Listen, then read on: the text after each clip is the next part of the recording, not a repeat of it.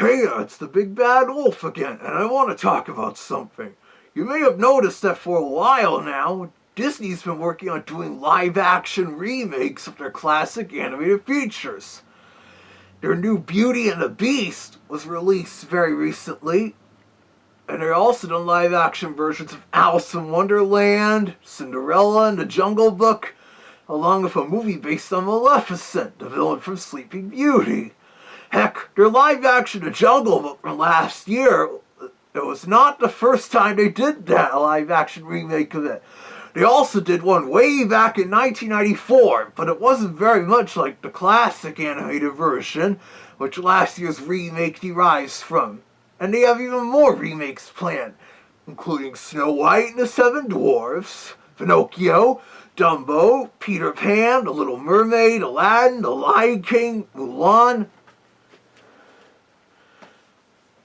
and even, get this, and even The Sword and the Stone. And that wasn't one of Disney's most popular anime movies to begin with.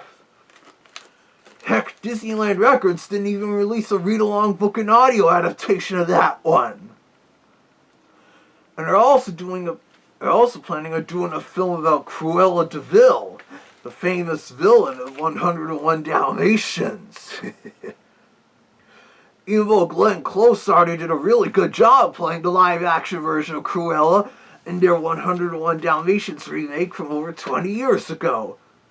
Come on, Disney, why reinvent the wheel? If it ain't broke, don't fix it. Disney classics are still popular to this day. Whenever it's brought out in the vault in whatever home video format, be it Blu-ray, DVD, or even VHS, it's always a strong seller. They're also planning on doing sequels to their Maleficent and Jungle Book remakes. Though there is a little originality in this, Disney is planning on doing live-action movies based on one of their Prince Charmings, and one of Tinkerbell, and one of Snow White's rather obscure sister, Rose Red. And they're planning on doing a live-action Winnie the Pooh movie, where Christopher Robin will be all grown up. But Disney still really needs to cut down on this craziness. Besides, animation was what got the Walt Disney Company started in the first place. And Disney feature animation has been enjoying quite the comeback lately, with hits like Frozen and Zootopia. They only started doing live-action films in the 1950s to turn profits after World War II, as they were easier to make than anime features, and it was less risky if one bombed, compared to the initial failures of the original Alice in Wonderland and Sleeping Beauty in the 50s. If anything, if Disney wants to reinvent their classic properties, then why not do it with some of their previous live-action movies?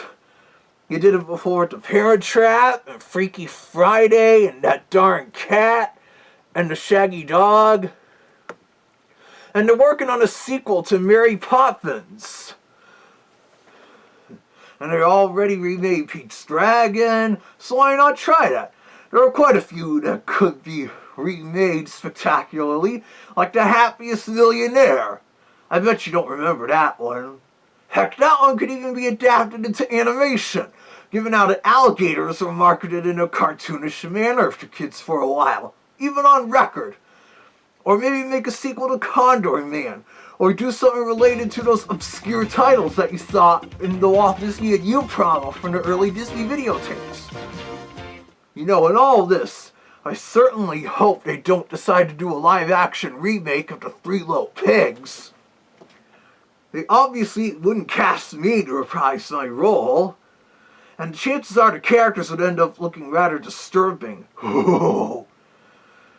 But anyways, if they keep coming out with these new live-action remakes of the animated classics, what about when the animated versions are put on moratorium? People will end up just getting new live-action versions that are still made available, and that could cause an uproar. But the animated versions will probably still stay fresh in everyone's minds, long after they begin to forget the live-action versions, in most cases. I could go on about this, but I don't know what else to say. As I mentioned, later next week I'll be going to Anime Boston 2017. I had a lot of fun there when I went back in 2015, and a lot of people enjoyed my presence there. I'm sure to grab a lot of attention with this new look. Maybe I'll have a video made or something there, so stay tuned.